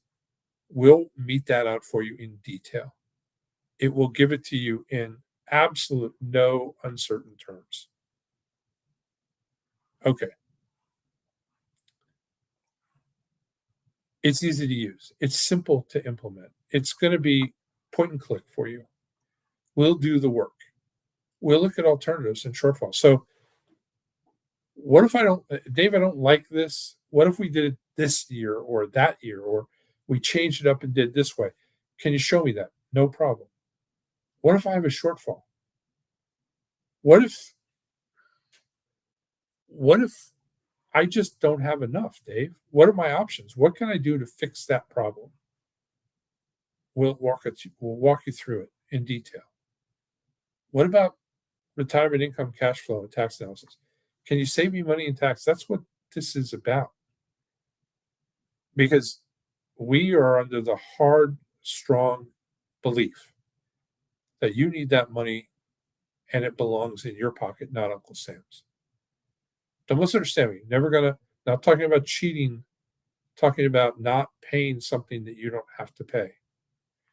That's all, that you shouldn't pay. And that being uninformed about it might cause you to do that. What about an income plan? Am I assessing my income or projecting my income from my assets too high? Am I counting on them for more than they can actually provide and sustain? Or am I doing the opposite? Am I not counting on taking enough from them? You'd be surprised, both happen a lot. And I mentioned this before. What about Roth conversions? Should I be doing those? And if so, how much? And no offense, if you're going to tell me to do a Roth conversion, I'd like to know how much I'm going to save. And then how do I coordinate? How do I look at everything and blend it all together? Because if you have a retirement plan, first off, if you don't have a retirement plan, boy, do you need one. And if you do have one and it doesn't look at Social Security, it doesn't look at taxes, it doesn't look at the effects of taxes on it long term, if it hasn't dug deep in, if somebody's given you a cursory view and they haven't looked at everything and done a complete, utterly complete, in depth plan, then you really don't have what you need. If it's not looking at Social Security and taxes and non-qualified assets and qualified assets and IRAs and 401ks and pensions and life insurance and TSPs, it's not doing what it needs to do for you. All right. If you haven't done this already, to download your statement, you need to go to www.ssa.gov. You'll need this to have any kind of ability to do some planning. If you have already gone, you already have the ability to go on. It'll take you 2 minutes. You can print it off. If you haven't, it's going to take you 5 or 7 minutes to set up an account and then prove who you are. They're going to ask you a bunch of questions and they're going to two-step verify you. But once that's done, it's done. And then you'll be able to have a meeting with us. I'm going to give you 2 options for that meeting or for that process tonight. The first one is a meeting. It's what I talked about. It's everything that we just went through. It's a complete filing strategy. It's the tax strategy. It's the retirement asset and Social Security coordination. It's bundling that all together and giving you a pretty in-depth complementary analysis of everything that you need to have a retirement plan. There are people out there who charge thousands and thousands of dollars for this. I'll explain why we don't. And then option two, hey, Dave, I don't have any of those things. I pretty much have Social Security. Maybe I've got some bucks saved, but it's nothing like what you're talking about. I mostly just have Social Security. I have a timing problem. I need to know when I should take my benefit. Got it. I've created the workbook for you. That's all you need. It'll walk you through the timing issues and give you exactly what you need to get the answer to that. That is option two. So option one is to meet and get the whole kit and caboodle. Option two is I just need the workbook, Dave. Can I just get the workbook? I said I would explain who's going to do this. Let me do that. Look, I've asked a very good friend of mine, somebody who I look up to, somebody I care about a lot. His name is Sam Addington. Sam, let me give you his background. Sam was in the Army for 8 years. He was a Apache helicopter pilot. I don't know if you know anything about helicopters. The Apache is probably the most lethal helicopter in the world. It is an incredibly hard thing to fly, but it is incredibly effective. And Sam served in Iraq, in Afghanistan, and then was promoted because he was so good that they brought him stateside and he trained the next generation of Apache helicopter pilots. Incredibly gifted at this. But that's not that is impressive. But look, Sam works for our company. I believe in hiring vets and people that have served our country. I love our country, but those guys are special. They put their lives on the line for me and for you, and I respect them for that. But what's really impressive to me about Sam is while he was in the service, he both got his BS in finance and his MBA in finance. He has a master's in the kind of stuff we're talking about. So you know how rare that is. Less than 5% of advisors in our space, in our country, have MBAs in finance. Less than 5%. It's a rarity. On top of that, he has gone through the College of Financial Planning, that's in Philadelphia. The College of Financial Planning, he has sought and received an APMA, that's an accredited portfolio management advisor designation. That is the kind of thing that teaches him how to do exactly what we're talking about tonight. And then a CRPC, a Chartered Retirement Planning Counselor's designation from that college as well. And then he carries the same NSSA, National Social Security Advisor designation, the only college accredited designation for Social Security and taxes in our country as well. He is, when I call him an expert, that word really isn't good enough, but it is the word I use. Look, his years as an elite pilot, they've trained him to have an incredible focus and attention to detail on the things that are most important in this process. Here's what you get from Sam. Comprehensive tax and Social Security planning and analysis, all in the broader sense of retirement planning. That's what he does. I don't want to tell you that you're going to fall in love with him, but I will tell you, I get so many compliments about the work that Sam does. I think you're going to be amazed. If you're meeting with him, I appreciate it. Thank him for his service. We have loaded up the ways for you to do that. I think, let me look. Yeah, our tech team has put it in there. There's the link. You can just click on that in the chat section, or there's a QR code on the screen just to the right of my face. If you don't know how to use that, you just hold up a camera on your phone. Don't take a picture of it. Just hold the camera up. You'll see a rectangle or square, yellow rectangle mostly, that forms at the bottom of the screen. Just touch that. It'll take you right to the sign up. If you have trouble, if you're watching me on the phone that you're doing that with, take a screenshot of the QR code and then access the screenshot and touch the yellow circle there, and it'll take you right to it, and it'll be easy for you to do. Okay, thanks for bearing with me. I told you I would tell you why we do this. Um, it, it might be obvious, but it may not be. We look. Maybe the best way to it is to explain how I see things.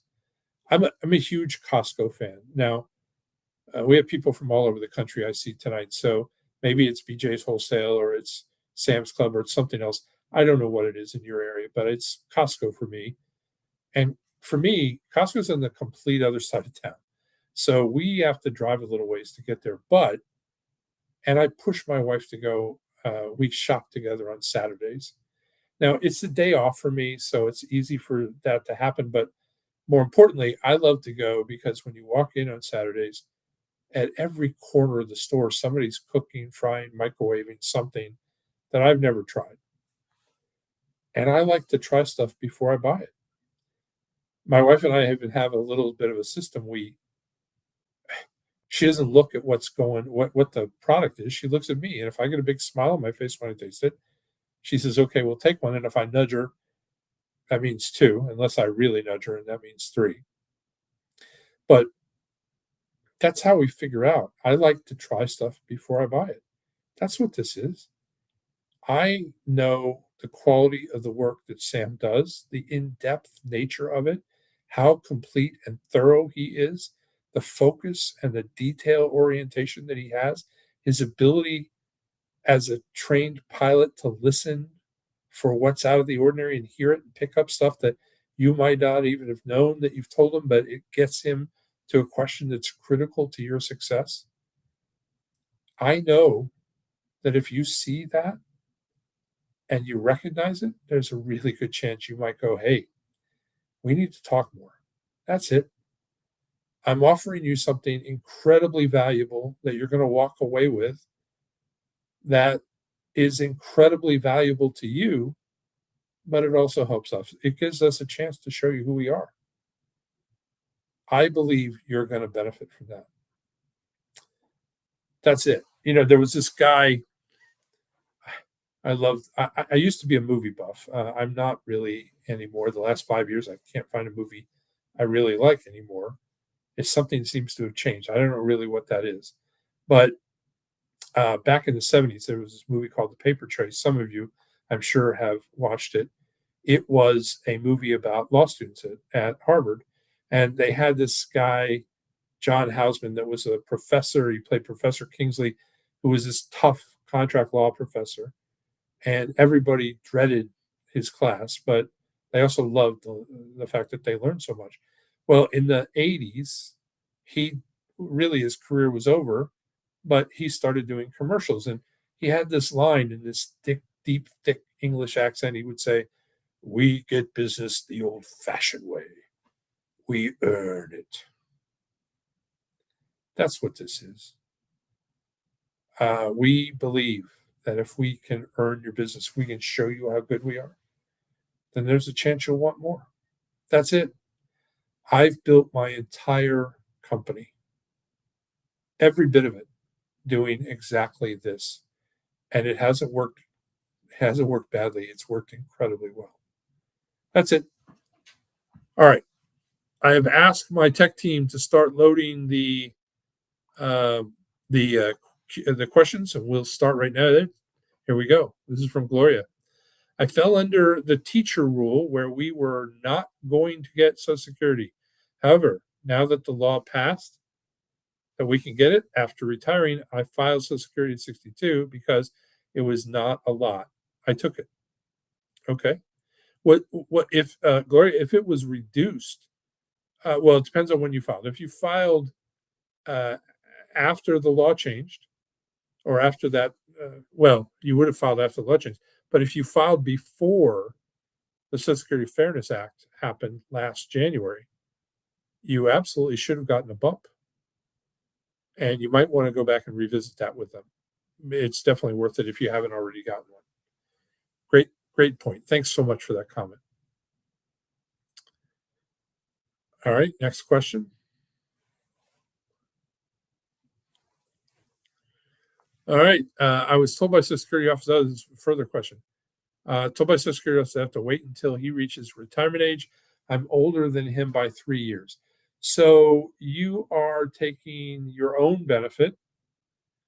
You can't take his benefit until he files, and and and yeah, and you'll already be at full retirement age. But that's correct. I should have mentioned that I'm divorced for over 10 years. Oh, that that is not correct. As long as you've been divorced for more than 2 years, you can get half of his now. You don't have to wait. You absolutely should revisit that. Somebody gave you bad information. Thanks for the comment. All right, this is looks like Robin. I am single and 65. My retirement age is 67. I am trying to wait until 66, which is 8 more months. Is it worth waiting? It's hard to tell, Robin. It's not enough information. I mean, if you have any kind of tax issue, I'd meet with Sam. If not, the book will tell you. But you're, it really depends on your circumstance. I would wait as long as you can if you don't need the money right now. So if you're still working, I would absolutely not file. If you are, and I'd wait at least until your full retirement age. But I can't tell you more than that without knowing more about your circumstance. So either the book can get you the more deliberate answer, or Sam, if you're meeting with him, will absolutely tell you to a very fine point what you should do. Thanks for your question. This is Ed.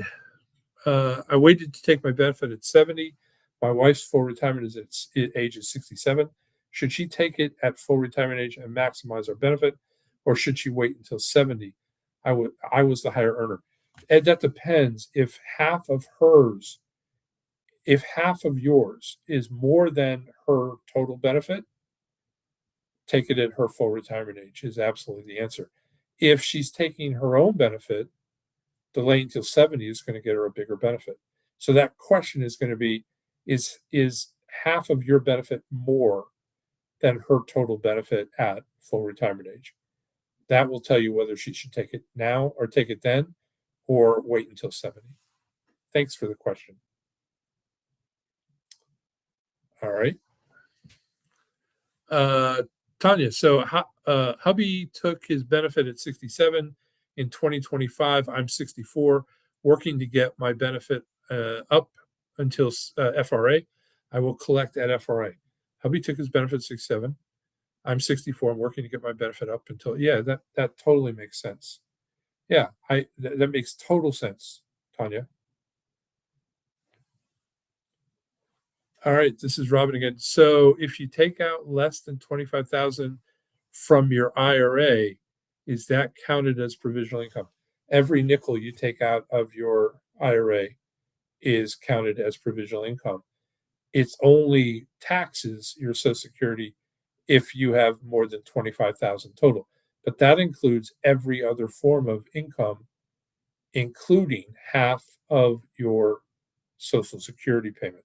So if you're taking Social Security and you're taking 25,000 out, you're not just paying the 25,000, you're paying tax on 85% of your Social Security at that point. You might want to have a conversation. I mean, this is a perfect example of why a meeting with Sam makes sense.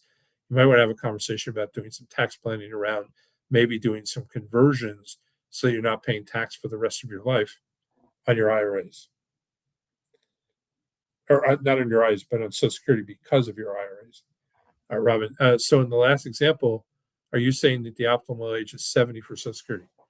No, I'm saying it's the maximum age that you would get your benefit in terms of the benefit being increased. Not necessarily. It could be different than that. It's impossible to know without doing a workup for you. Great question. All right, Dave, Davey, amazing information. Thank you. As I listen to on my phone, I screenshot the QR code so I can sign up for a free analysis worker. Great. Thank you so much, Debbie. Good choice. Thelma, I'm 64 and I'm planning on retiring at 65. Should I wait until 67? Impossible to know without lots more detail. What your income is? There are other assets. Do you have 401ks or IRAs that are going to affect taxes? It's complex. If you don't have any of those things, the answer is going to be what's your break even. It waiting until 67 if you can is certainly a wise idea. It's going to give you a long term larger benefit, but I can't tell whether that makes sense for you or not without digging into a lot more stuff. Great question.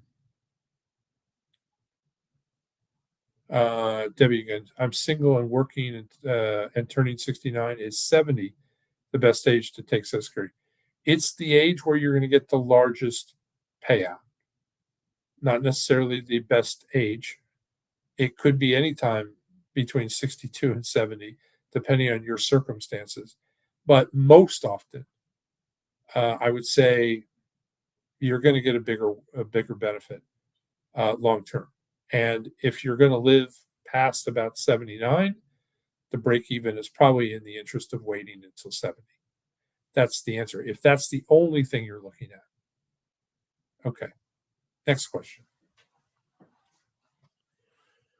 Can you please make the chart of provisional income with the items included? I couldn't write them all down. Let me see if I can. I'll ask my tech team to see if they can turn to that page for a minute, and then I'll put it up on the screen. No. He's all right. Okay. Well, he's going to put it on the screen and then do it. That's another way. So here it comes. Right about there. Nope. One more. Go back the other way. You passed it. There you go. Nope. Too far. There you go. All right. If you can make me a little smaller and that a little bigger, because I can't read that. And then let's do the next question.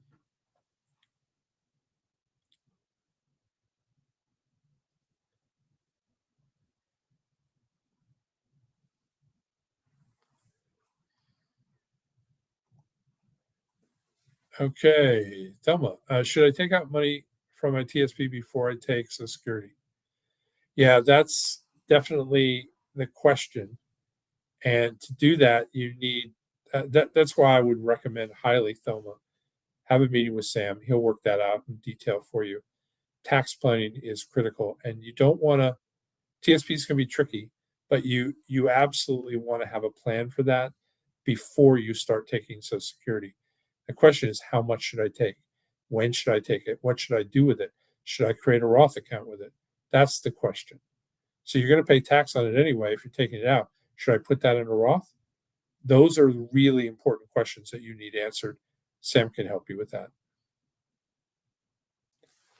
All right, let's do the next question.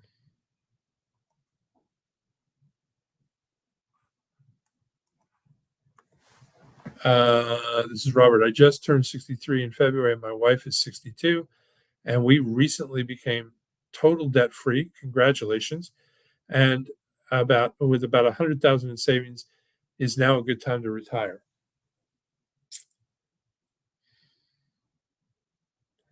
You know, I would definitely look. It's not that you're not in wonderful circumstances, but what I don't know is um, if that is if that's good timing for you financially.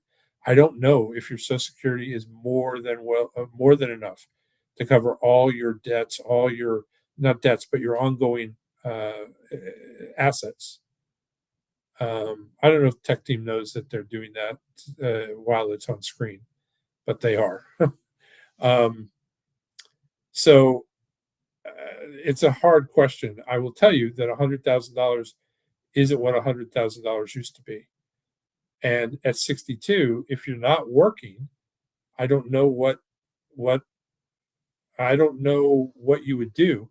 I will tell you that at 62, you're going to get a significantly reduced benefit, and so is your spouse.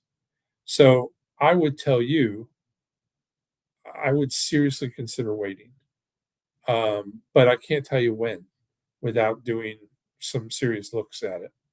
I mean, you could add this up pretty quickly and figure out, what your benefit would be, what your spouse's benefit would be, and where that is in terms of covering your monthly expenses.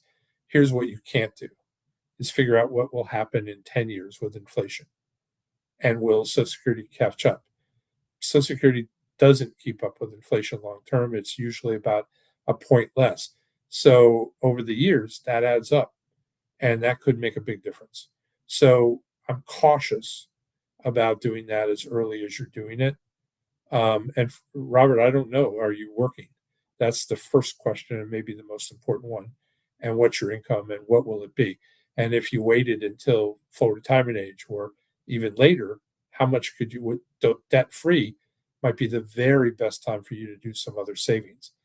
Also, I mean, when we do retirement planning, you don't just do numbers, you're doing lifestyle. So, do you plan on taking vacations? Do you do this? That this is the time to save for those right now. If you have the opportunity to continue working and you can put away a significant part of that because you do not have uh, expenses or you don't have debts, this is a great time to do that. That would be my recommendation, to think that through really hard. Okay, I think we may have gotten to the end of the questions. If you need to review something here, you can just rewind. Uh, I think the question was earlier. Can you go back and tell me what was included in provisional income? Here's the easy. This is pretty easy. Everything, every asset, every income that you can possibly imagine is counted plus half of your Social Security. Here's the only exception: income from a Roth. That's the only exception. So I hope that answers all of your guys' questions. It looks like we're done. I'm going to thank you for your time and your attention. We have a lot of people that are still on here. Thank you for that as well.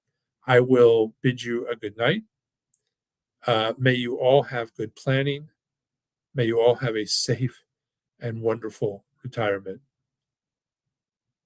Oh, there's one last question here. I'm divorced and married over 10 years, never remarried. I'm 61. X is 64. He won't take his until 70. At 62 and a half of his Social Security is more than 1,200. Can I take mine at 62 and switch to his at 70? Yeah, absolutely. Absolutely, you can. Great question. Money says, thank you so much. Thank you. All right, I'm going to bid you good night. Good planning. May you all have a wonderful, wonderful retirement. Thanks so much, everyone. Good night.